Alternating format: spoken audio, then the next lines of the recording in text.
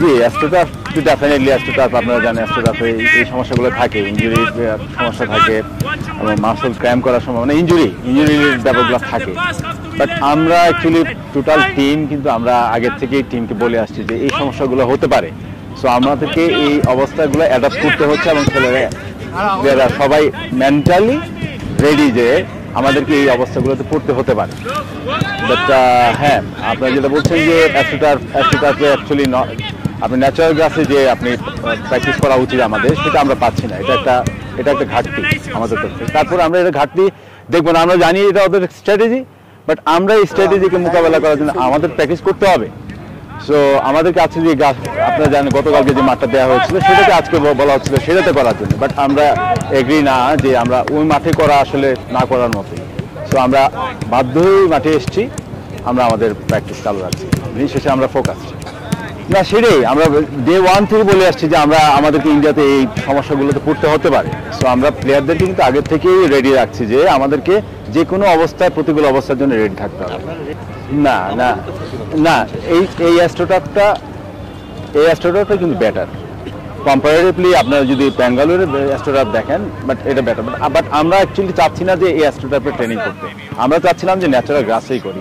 But তাদের সীমাবদ্ধতা বা তারা দেয়নি, এটা তাদের ব্যাপার।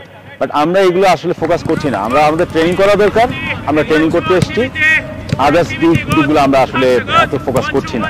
হামজা আপনি দেখতে পাচ্ছেন যে হামজা মিশে গেছে টিমের সাথে। সো ও জানে যে ওর নিজস্ব একটা দায়িত্ব তো রয়ে গেছে দেশের জন্য এবং দলের জন্য এবং টিমমেটদের সাথে তার এবং কোচিং স্টাফের সাথে ডে ওয়ান থেকে সে উজ্জীবিত এবং সে নিজ থেকে সবাইকে ইন্সপায়ার করছে। অনেক ভালো।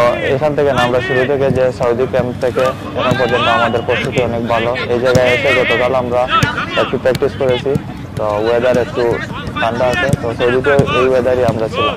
তো আমাদের জন্য এটা প্রবলেম হচ্ছে না, এটা এনজয় না, এটা আমাদের জন্য অনেক ডিস্টার্বিং। তো আমাদের সাপোজ টু ট্রেনিং করার কথা ছিল 5:30টায়, তো আমরা 4:30টার দিকে আমাদের মিটিং ছিল, অলরেডি আমরা রেডি হয়ে বের হয়েছিলাম। পরে কোচ আমাদের বললে ট্রেনিং আমাদের 7:30টায়। তো এটা আমাদের একটু প্রবলেম হচ্ছে প্লেয়ারদের, কারণ আমাদের যে প্রিপারেশন টাইমে প্র্যাকটিসে যাওয়ার কথা ওই টাইমে আমরা যেতে পারছি না। তো আমরা প্রফেশনাল প্লেয়ার, এটা আমাদের অ্যাডজাস্ট করতে হবে এটার সাথে। আমাদের প্র্যাকটিসে যখনই আমরা প্র্যাকটিস করি আমাদের মনোযোগটা সেম থাকে, বা টাইমিং একটা ফ্যাক্ট, তো এটা একটু প্রবলেম হচ্ছে। বাট আমাদের ফোকাস আমাদের ট্রেনিংয়ের দিকে সবসময় থাকে। এটা অবশ্যই আমাদের জন্য এটা ভালো না, বাট আমাদের গ্রাসের মাঠে ট্রেনিং করলে ভালো হতো। আর আমরা জানি এরকম প্রবলেম ফেস করবো আমরা এই জায়গায় এসে, তো আমাদের মেন্টালি এভাবে আমরা প্রিপেয়ার হয়ে আছি, তো আমাদের জন্য এটা সমস্যা না।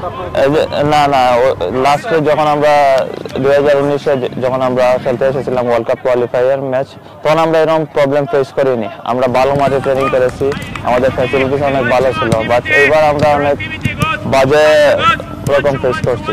বাট আমাদের মেন্টালি সবাই অনেক স্ট্রং, সবাই এটার সাথে অ্যাডজাস্ট করে নিচ্ছে। ইনশাআল্লাহ এবার আমাদের রেজাল্টের জন্য আসছি, এবার আমাদের জিততে হবে, জেতার মেন্টালিটি নিয়ে আসছি সবাই।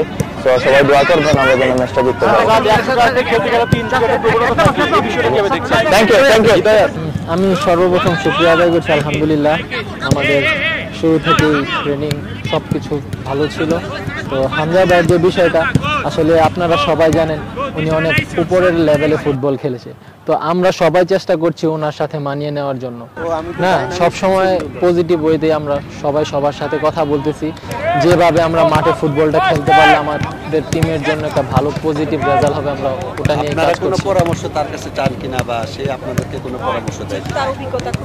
হ্যাঁ, সবসময় জিজ্ঞাসা করতেছি কি করলে ভালো হয়, কোনটা আমাদের জন্য বেস্ট, যেহেতু আমরা একই সাথে মিডফিল্ড পজিশনে খেলতেছি, তো সবকিছু পজিটিভ ওয়েতে আছে। আসলে যদি বলতে চাই, আমি মনে করব আমি যদি ওনাকে ভোট দিতে চাই তাহলে আমি 100তে 100 দিব, কারণ আমাদের লেভেল আর ওনার লেভেলটা অনেক ডিফারেন্ট। এটা শুধু আমি না, আপনারা সবাই জানেন। অবশ্যই প্রতিটা মুহূর্তে অনেক কিছু শেখার আছে, একদম ফুটবলের ভিতর থেকে শুরু করে আউটসাইডেও পর্যন্ত। আসলে ওনার চলাচল খুব একদম সিম্পল, আসলে আমরা মানিয়ে নেওয়ার জন্য এটা খুব একদম এনজয় করছি আর কি।